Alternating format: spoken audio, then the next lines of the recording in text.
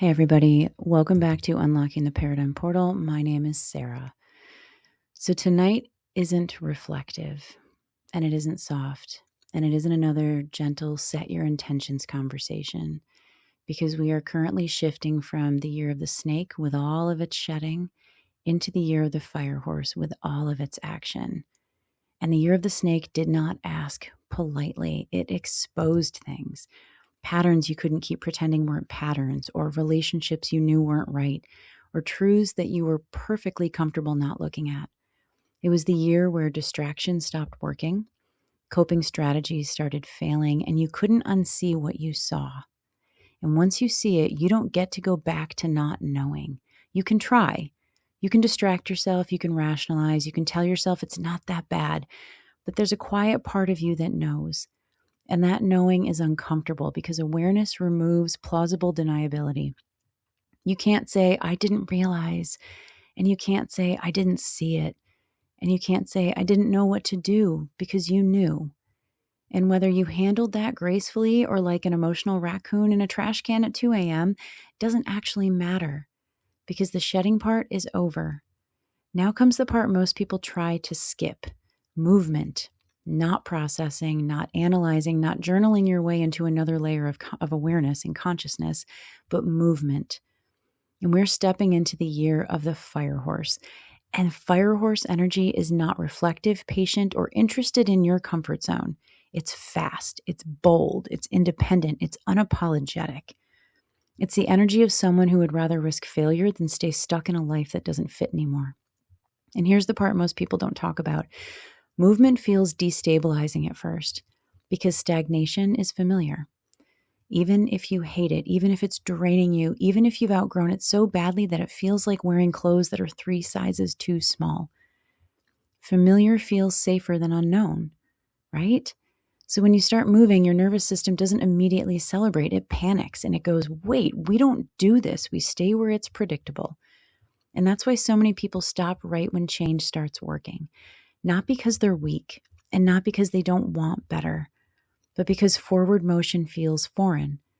But fire horse energy doesn't wait for you to acclimate. Life doesn't pause when you get, or while you get comfortable, or until you get comfortable. It moves, and you either move with it or you watch it pass you by. And fire horse years aren't about finally feeling healed enough. They're about finally getting honest enough that staying the same becomes unbearable. So if the snake year showed you the baggage you're carrying, the fire horse year is where you either drop it or get dragged by it. And dragging looks like this: knowing what needs to change but staying anyway. Knowing something is over but keeping it on life support. Knowing who you are but performing who you used to be because it's easier than disrupting the dynamic. This is not a year for overthinking. It's a year for decisions. Ending things that should have ended a long time ago. Starting things you keep saying you'll get to someday. Saying the words you rehearse in your head but never say out loud. Because here's the blunt truth. You don't need more insight. You need follow through. And you don't need another year of understanding your patterns. You need a year of interrupting them. And you don't need to be fully healed. You need to be willing. Willing to look messy. Willing to disappoint people. Willing to outgrow roles you were praised for. And willing to stop being the version of you that kept everyone else comfortable. So fire horse energy rewards courage, not perfection, and it punishes hesitation, not in some kind of cosmic karma way, but in the very real way that life moves on, whether you move with it or not. This is the year where the people who act will look like overnight successes, but really they just stopped waiting for permission. They stopped negotiating with fear, and they stopped telling themselves, maybe later. So consider this your loving call out. If you know what needs to change, change it. If you know what you need to say it.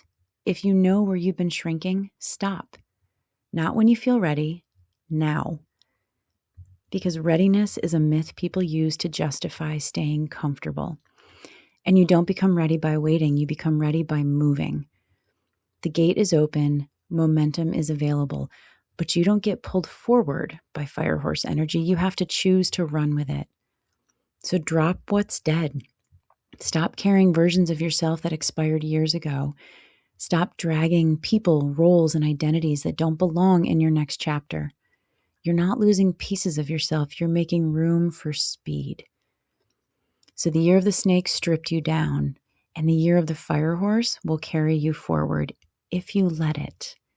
And if not, well, you'll spend the year watching other people change their lives while you analyze yours. It's your move. You survived the shedding. Now prove you didn't go through all of that just to stay the same. Because if the snake showed you the truth, the fire horse is asking one question. What are you going to do about it?